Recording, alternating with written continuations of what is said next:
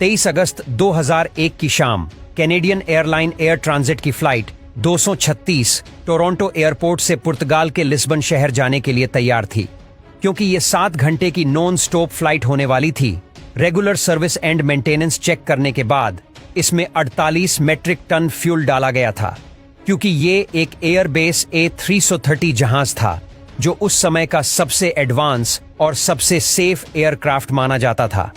48 वर्षीय captain Robert पीश को 16,000 flight hours का एक्सपीरियंस था, जबकि फर्स्ट ऑफिसर डिर्क डे को भी 4800 घंटे जहाज उड़ा चुके थे और दोनों ही एयरबस A330 जहाज को पहले भी कई बार उड़ा चुके थे। कुछ ही देर में फ्लाइट में 293 पैसेंजर्स और 13 क्रू मेंबर सवार हो जाते हैं। रात के करीब 9 बजे जहाज टोरंटो के एयरपोर्ट से सफल उड़ान भरता है। पायलट धीरे धीरे जहाज को लिस्बन ले जाने के लिए अटलांटिक ओशन की तरफ मोड़ लेते हैं। चंद ही मिनटों में जहाज अपने क्रूजिंग एल्टीट्यूड 39,000 फीट तक पहुंच जाता है। अब इस तरह की लॉन्ग फ्लाइट्स पर पायलट्स का ज्यादा काम नहीं होता, क्योंकि ज्यादातर काम ऑटो पायलट सिस्टम ही करता है। पायलट सिर्फ सिचुएशन मॉनिटर करते हैं और समय समय पर कंट्रोल टावर को अपनी लोकेशन से अपडेट देते रहते हैं। इस जहाज को उड़ान भरे 4 घंटे हो चुके थे। अब तक सब कुछ नॉर्मल चल रहा था और जहाज में सवार ज्यादा पैसेंजर्स गहरी नींद में सो रहे थे। कुछ ही मिनटों में जहाज अटलांटिक ओशन के बीचों बीच पहुंच चुका था। तभी कैप्टन रॉबर्ट पीश की नजर जहाज के इंजन नंबर 2 के कंट्रोल पैनल की तरफ पड़ती है, जहां कुछ एबनॉर्मल रेटिंग्स आ रहे थे, यानी खतरे की घंटी बज चुकी थी और इसी के साथ फ्लाइट के पायलट्स की कड़ी परीक्षा का आगाज हो चुका था। रात के करीब 1 बजे पायलट ने देखा कि राइट साइड के इंजन में ऑयल प्रेशर काफी बढ़ चुका था। साथ ही ऑयल की क्वांटिटी कम और आयल टेम्परेचर भी लो इंडिकेट हो रहा था। इस तरह का एरर दोनों पायलट अपने करियर में पहली बार देख रहे थे, क्योंकि स्कूटर से लेकर हवाई जहाज तक जब भी कोई इंजन ज्यादा देर तक ऑपरेशनल होता है तो धीरे धीरे उसका तापमान बढ़ता है, लेकिन यहाँ तो टेम्परेचर रैपिडली ड्रॉप हो रहा था, जो किसी भी तरह से नॉर्मल नहीं था। इसलिए दोनों ही पायलट तुरंत फ्लाइट मेन्यू को देखते हैं, लेकिन उसमें उन्हें कुछ भी नहीं आता। तभी देरी न करते हुए पायलट सीधा कनाडा में स्थित एयर ट्रांजिट के मेंटेनेंस कंट्रोल सेंटर फोन करते हैं और इस प्रॉब्लम के बारे में बताते हैं। लेकिन जवाब में उन्हें सिर्फ इतना कहा जाता है कि आप एरर को मॉनिटर करते रहे और हमें इस बारे में जैसे ही कुछ पता चलेगा हम आपसे कांटेक्ट करेंगे। अब भले कॉकपिट में फॉल्टी रीडिंग दिख रही हो, लेकिन उड़ान में कोई दिक्कत नहीं थी। इसलिए पायलट ये सोचकर रिलैक्स हो गए कि शायद कोई फोल्ट सेंसर आयल की गलत वार्निंग दे रहा है।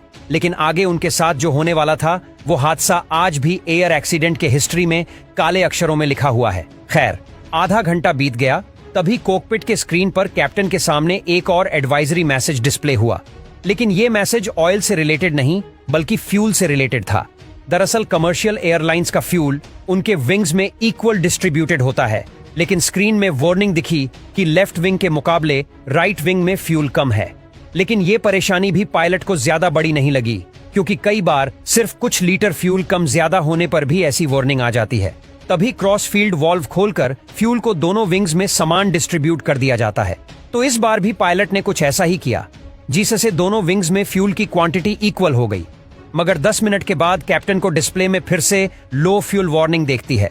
तभी चेक करने पर उन्हें पता चलता है कि राइट विंग में दोबारा से फ्यूल कम हो गया है और अब दोनों विंग्स को मिलाकर भी इतना फ्यूल नहीं है जिससे लिस्बन पहुंचा जा सके। इस वक्त प्लेन में सिर्फ 7 टन फ्यूल बचा था, जो प्लेन की कुल कैपेसिटी का सिर्फ 6% था और ये भी तेजी से कम हो रहा था। ऐसे में पायलट के पास प्लेन को डाइवर्ट करने के अलावा और कोई रास्ता नहीं था। तभी उन्होंने अपने सबसे करीबी चरसेरा आइलैंड में मौजूद लेजस एयरपोर्ट पर लैंड करने का डिसीजन लिया और तुरंत ही वहां के ट्रैफिक कंट्रोल से कांटेक्ट करके पूरी बात बताई। लेकिन दोनों पायलट्स को यह सवाल खाए जा रहा था कि आखिर फ्यूल कम क्यों हो रहा है और क्या हम लेचस एयरपोर्ट पर पहुंच भी पाएंगे या फिर नहीं। तभी कैप्टन ने तुरंत फ्लाइट अटेंडेंट से कहा कि अब खिड़की से राइट विंग को चेक करो, क्या वहां से फ्यूल लीकेज तो नहीं हो रहा है। लेकिन रात के घने अंधेरे में फ्लाइट अटेंडेंट को कुछ भी नहीं दिखा रहा था। अब कंडीशन ऐसी थी कि हर 5 मिनट में 1 टन फ्यूल खत्म हो रहा था। अब उनके पास सिर्फ 25 मिनटों का फ्यूल बचा था, जिससे चरसेरा आइलैंड पहुंचना भी मुमकिन नहीं था। तभी मेंटेनेंस टीम ने कैप्टन से कहा कि आप प्लेन को 20,000 फीट की ऊंचाई पर ले जाइए ताकि फ्यूल लीकेज कंफर्म हो जाए। लेकिन कैप्टन ने ऐसा करने से साफ इनकार कर दिया, क्योंकि उनका मानना था कि अगर फ्यूल लीकेज कंफर्म हो भी गया तो भी हम फिर से 39,000 फीट की हाइट नहीं पकड़ पाएंगे और कम से कम 39,000 फीट से ग्लाइडिंग करके कुछ किलोमीटर और आगे तो आ सकते हैं। तब ये अचानक से जहाज के राइट इंजन ने आग पकड़ ली, जिससे ये कंफर्म हो गया कि लीक हो रहा है। इस धमाके से अंदर बैठे पैसेंजर्स पे अफरा तफरी मच गई, जिससे प्लेन शेक करने लगा। तभी कैप्टन ने पैसेंजर्स को शांत बैठने की रिक्वेस्ट की। जहाज में अब 4.5 टन फ्यूल और सिर्फ एक इंजन बचा था, जिससे इतने बड़े जहाज को लैंड करना मुमकिन नहीं था। ऐसे में जहाज का एल्टीट्यूड धीरे धीरे कम होने लगा। अब प्लेन में सिर्फ 600 किलोग्राम फ्यूल बचा था और वो भी अब अपनी मंजिल से 240 किलोमीटर दूर था।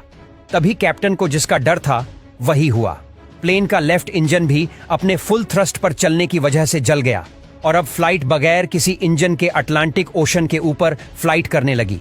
साथ ही प्लेन का पावर सिस्टम भी बंद हो गया, जिससे पूरे कैबिन में अंधेरा छा गया। हालांकि कोकपेट के इंपॉर्टेंट इक्विपमेंट सभी इमरजेंसी सपोर्ट पर चल रहे थे। अब लेजस एयरपोर्ट 120 किलोमीटर की दूरी पर था। जहाज 30,000 फीट तक नीचे आ गया था। अब अगर जहाज ग्लाइड करते हुए एयरपोर्ट तक नहीं पहुंच पाता तो उसे पानी में ही लैंड करना पड़ता। इसलिए क्रू मेंबर्स ने तुरंत पैसेंजर्स को प्रिपेयर करना शुरू कर दिया। लेकिन पानी में लैंड करना काफी खतरनाक होता है, क्योंकि इससे पैसेंजर्स को काफी मुसीबतों का सामना करना पड़ता है और अगर बच भी गए तो पानी में भी डूब सकते हैं। अब भारी कमर्शियल प्लेन को ग्लाइड करना काफी मुश्किल होता है। सब कुछ प्लेन के कंट्रोल पर निर्भर था, जिसे पायलट मैन्युअली लिवर से कंट्रोल कर रहे थे। जहाज की ऊंचाई 200 फीट पर मिनट की रफ्तार से कम हो रहे थे, यानी अगले 15 मिनट फ्लाइट पे सवार 300 लोग की जिंदगी या मौत की दास्तान लिखने वाले थे। कुछ मिनटों बाद जहाज और एयरपोर्ट के बीच का डिस्टेंस 15 किलोमीटर तक पहुंच चुका था। इतने डिस्टेंस पर फ्लाइट का एल्टीट्यूड 3000 फीट रखने की सलाह दी जाती है, जबकि इस जहाज का एल्टीट्यूड 13,000 फीट था। लेकिन अगर कैप्टन फ्लाइट को आगे की तरफ झुकाकर एल्टीट्यूड को तेजी से कम करते तो 19% चांस थे क्रैश लैंडिंग के। ऐसे में पायलट ने वहीं पर 360 डिग्री टर्न लगाया, जिससे प्लेन और एयरपोर्ट के बीच का डिस्टेंस तो उतना ही था, लेकिन एल्टीट्यूड 8,000 फीट से कम होकर 5,000 फीट तक पहुंच चुका था, जो रिकमेंडेड लेवल से अब भी 2,000 फीट ज्यादा था। लेकिन अब 360 डिग्री लगाना पॉसिबल नहीं था। इसलिए पायलट ने प्लेन को एयरपोर्ट के रनवे की तरफ मोड़ा और फिर जिग जैग टर्न्स लगाए। प्लेन में आगे पीछे होने से प्लेन को एल्टीट्यूड कम करने का कुछ एक्स्ट्रा टाइम मिला। अब नॉर्मली लैंडिंग के वक्त प्लेन की नोज को ऊपर रखने के लिए फ्लिप्स और इंजन थ्रस्ट का इस्तेमाल किया जाता है, लेकिन पायलट इंजन थ्रस्ट के बिना फ्लिप्स को भी नहीं खोल सकते थे, क्योंकि ऐसा करने से फ्लैप से मिलने वाला एयर ट्रैक प्लेन को और आगे झुका देता और क्रैश लैंडिंग हो जाती। इसलिए पायलट ने फ्लैप्स को बंद रखते हुए लैंडिंग करने का डिसीजन लिया, जिसे प्लेन और रनवे के बीच काफी तेज टक्कर हुई और 12 मिनट में 8 टायर फट गए, जिससे प्लेन स्किड करता हुआ एक तरफ खिसक रहा था। लेकिन कैप्टन ने बड़ी ही सूझबूझ से धीरे धीरे ब्रेक लगाई और आखिरकार प्लेन रुक गया। लेकिन तभी प्लेन की लैंडिंग गियर में बड़े धमाके के साथ आग भड़क उठी।